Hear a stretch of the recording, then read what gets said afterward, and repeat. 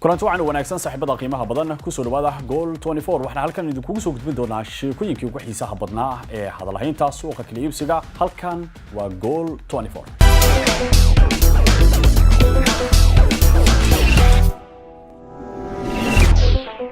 kooxda kubadda cagta Liverpool ayaa markaan doonaysay inay soo gabagabeeyaan dalabka ku aadan 17 jirka kooxda Barcelona ee Gavi sida laga soo xiganayo tababaraha kooxda kubadda cagta Liverpool macallin Jurgen Klopp ayaa xilligan tilmaamaya in ay soo gabagabeyn doonaan dalabka maalmihii ugu dambeeyay ay ka gudbinayeen xidiga Gavi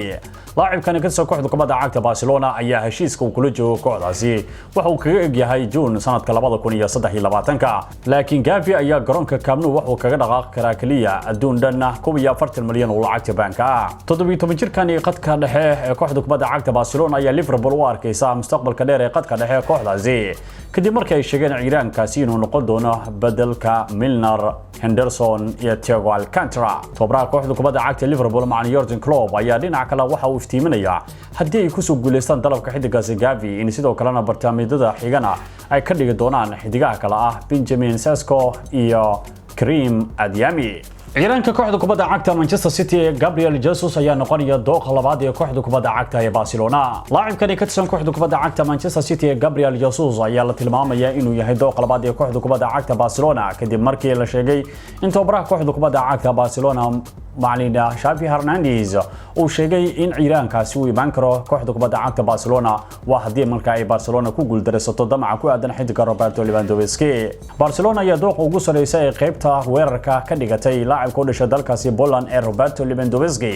waxaan ciidankani la sheegay in uu soo dhaqaaqi doono kooxda kubadda cagta Barcelona markuu dhammaado xil ciyaareedkani maalin ka hor ayay ahayd markii xaaska u dhaxday xidigan Roberto Lewandowski ay sheegtay in ay baranayso afka Isbaanishka taasi ayaana markaa in لاعبkaasi Roberto Lewandowski uu ku wajahan yahay kooxda kubadda cagta Barcelona hadii ay markaa kooxda kubadda cagta Barcelona ay hesho xidigaasi Roberto Lewandowski waxay guud ahaanba ka maarmi doontaa wiilka reer Brazil ee Gabriel Jesus oo sidoo kale dalabyo kala duwan ka soo gaaray kooxaha ka dhisan horyaalka sirada dalkaasi Talyaaniga maamulka Manchester United ayaa lagu talinayaa inay markaa qayb muhiim ah ka noqdaan dalabka ku aadan wiilka reer Argentine ee Paulo Dybala ciidankani ayaa guud ahaanba ka soo dhaqaaqi doona kooxda kubadda cagta Juventus garoonkeeda kadib markii maalmihii ugu dambeeyay dalabyo kala duwan ay ka soo gaaray qaar ka mid ah kooxaha ka dhisan horyaalka wadankaasi Ingiriiska Paulo Dybala ayaa Manchester United waxay doonaysaa inay ka dhigtaan xidigii sideedaad oo ay markaa doonayaanba inay markaa ku soo biiriyaan kooxda kubadda cagta ee Manchester garoonkeeda Old Trafford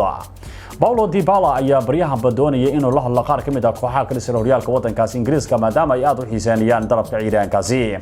wakiilka xidigan ee Paulo Dybala ayaa markaa sheegaya in ciidanka uu ku soo wajahan yahay horyaalka wadankaasi Ingiriiska asagoo markaa ka gaabsanaya dalabkii ugu dambeeyay kooxda Inter ee ka dhisan horyaalka dalka Talyaaniga wiilka reer Argentina ayaa si gaar ah u xiiseynaya horyaalka wadankaasi Ingiriiska balse Manchester ayaa markaa doonaysa inay qayb muhiim ah ka noqoto kooxaha ka dhisan Premier League oo ku dagaalamay doona saxiixa xidigaasi Paulo Dybala qaar ka mid ah kooxaha ka dhisan horyaalka wadankaasi Ingiriiska ayaa markaa doonaya inay gacanta ku soo dhigaan laacibka Roma ee Nicola Zaniolo ciidanka ka tirsan kooxda kubadda cagta Roma ayaa guud ahaanba hore u cadeeyay inuu isaga dhaqaaqi doono Stadio Olimpico ee kooxda Roma ay ku ciyaarto 22 jirkani ayaa markaa dalabidii ugu dambeeyay waxa ka soo gudbanaya sida Newcastle Liverpool iyo kooxda kubadda cagta Tottenham balse waxay kooxahan ka dhisan Premier League ay ka wada sameeyeen aduudan 50 milyan oo lacagta banka in lagu qarash gareyn karo xil ciyaareedkani laacibkaasi Nicola Zaniolo waa hogaamiye ka ciyaara qaybta qadka dhexe waxaana kooxahan ka dhisan Premier League ay u arkaan nin samata bixin kara qaybtooda qadka dhexe koox walba waxay dhankeeda ka ciisanaysaa saxiixa laacibkaasi ilaa iyo hadda ma cadda Nicola Zaniolo kooxda markaa targetka uu saaranayo ama uu jecel yahay inuu ku biiro waqtiga kan xaadirka Liverpool Newcastle iyo Tottenham ayaa hadda kuwa ugu cadcad ee ka soo jeeda horyaalka Premier League waxaana ay qorsheynayaan in Nicola Zaniolo ay ka bixiyaan horyaalka sirada dalkaasi Talyaaniga markuu dhamaado xil ciyaareedkani laacibka kooxda kubadda cagta ee Chelsea Jorginho ayaa guud ahaanba heshiis shakhsiyeed waqtiga kan xaadirka la gaaray kooxda Juventus ee ka dhisan horyaalka dalka Talyaaniga hogaamiyahani qadka dhexe ee reer Talyaani ee Jorginho ayaa markaa doonaya inuu isaga dhaqaaqo gidi Stamford Bridge kadib markii uu soo gudagalay 18 bilood ee ugu dambeysay mana muuqanaysa heshiis kordhin ku aadan gegida Stamford Bridge waxaana dib loo dhigay heshiis kordhintiisa laacibkan Jorginho kadib cadaadiska ama culeysada saaran hantilaha sare ee kooxda kubadda cagta ee Chelsea Roman Abramovich kaliya waxay kooxda sugaysaa in ta laga iibsanayo kooxda iyo sida xaalku marka uu noqonayo mustaqbalka kooxda kubadda cagta ee Chelsea Jorginho ayaa markaa la gaaray heshiis shakhsiyeed kooxda kubadda cagta Juventus waxaana Jorginho Juventus uu ka qaadan doonaa adduun dhan 7 milyan oo lacagta euro sanadkiiba maadaama Juventus ninka ugu mushaarka badan xilligan uu yahay xidiga The Light oo kamid ah difaacyada kooxda kubadda cagta Juventus oo qaata 8 milyan oo euro oo lagu daray 4 milyan oo dheeraada saasi darteeda Jorginho ayaa waqtiga kan xaadirka Juventus ka dalbaday in uu ka helo qiimo dhan 7 milyan asagoo diyaar u ah in uu noqdo xidigaha qadka dhexe kooxda kubadda cagta Juventus laacibka hore kooxda kubadda cagta Napoli Jorginho ayaa guud ahaan doonayay inuu soo gabagabeeyo waayihiisa kubadda cagta ee kooxda kubadda cagta ee Chelsea madaxa kooxda kubadda cagta Borussia Dortmund ee Sebastian ayaa guud ahaan beeniyay wararka sheegaya in dalab Manchester City ay ka soo gudbisay Erling Haaland waqtiga kan xaadirka arintan ayaa labadii maalmood ugu dambeysay si weyn u hadalhayaan warbaahinada dalkaasi Germany waxaana la tilmaamayaa in 22 jirkan ay ka tirsan kooxda kubadda cagta Borussia Dortmund oo dalab cajiib ah uu ka soo gaaray kooxda ka dhisan Premier League balse Sebastian ayaa markaa tilmaamayay inaysan jirin wax dalab waqtiga kan xaadirka ay City ay markaa ka soo gudbisay xidigaasi Erling Haaland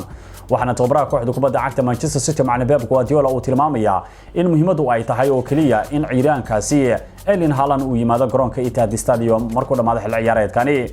City waxa hore u sheegtay inay dalab ka gudbiyeen xidigaasi Erling Haaland maadaama ku dhawaad 250 milyan la sheegay inay kula soo wareegi doonaan Haaland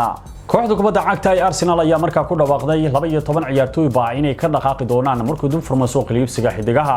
sida laga soo xiganayo hogaanka sare kooxda kubadda cagta Arsenal ayaa durbadii baqalinka ku duugeen in garoonka laga diri doono 12 ciyaartoy oo markaa loo arkay inaysan ku wanaagsaneyn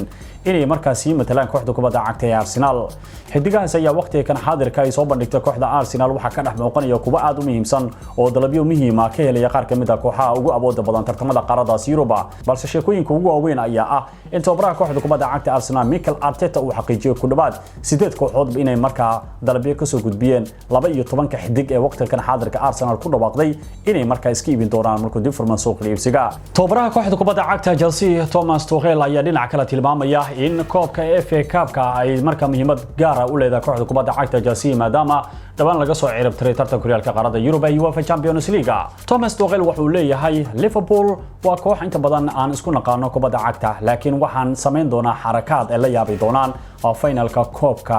FA-ga ayadoo wali ay kooxda kubadda cagta Chelsea dhagtooda ay ka sii yeerayso kadib guuldaradii finalka ay ka soo gaaray koobka Qarabaaga 27 Febraayo ee ka dhacay garoonka Wembley Stadium balse waqtiga kan xaadirka waxa uu tilmaamaya in koobkan uu yahay koobka FA-ga tani ma ahan mid loogu hari karo kooxda kubadda cagta ee Liverpool hadda ma ciyaarayso kooxda kubadda cagta Chelsea koob waaweyn laakiin waxaan diyaarinaynaa inaan finalkani markaan geeyno gigada Stamford Bridge finalkan ay ku balansiin labada kooxood ee kala Chelsea iyo Liverpool ayaa wuxuu dhici doonaa 14 bisha May ee sanadkaynu ku guda jirno waxaana kalsooni buuxa uu ku qabaa tababaraha kooxda kubadda cagta Chelsea Thomas Tuchel in aysan dhici doonin jabkii ka soo gaaray koobka Qarabag finalkiisa oo Liverpool markaa ku guuleysatay Tuchelna rajadiisu waxay tahay in xoogooda ugu weyn markaa ay hordhigi doonaan finalkan koobka FA-ga ugu dambeyntiina kooxda kubadda cagta Manchester United ayaa diyaarinaysa inay iska fasaxaan goolhayahooda Henderson Dean Henderson ayaa guud ahaanba ka dhaqaaqi doona Stadio Old Trafford ee kooxda kubadda cagta Manchester United